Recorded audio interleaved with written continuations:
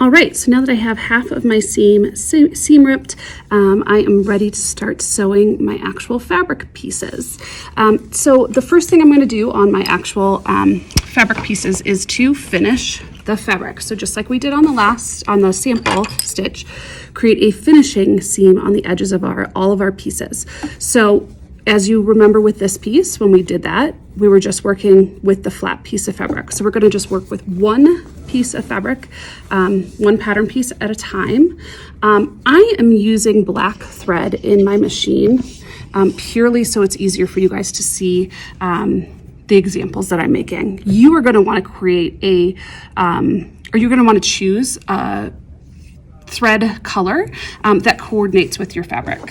So I'm going to just change back to a zigzag stitch from whatever I was just doing. And again, just sewing a zigzag stitch all the way around. If I had changed my tension at all, I would want to make sure that that's still set to the correct tension for what I want it to be for my particular pattern piece. I'm making sure that when I get to my corners, I'm leaving my needle down, maybe using my hand wheel to get there, leaving my needle down in my fabric, picking my presser foot up to turn my fabric, and then I'm going to just put my presser foot back down, continuing to follow. We want to be as close to the edge as possible. Going over the edge is actually better than being too far away. So I would just continue going all the way around my pattern piece so that I get that nice zigzag finish to my fabric.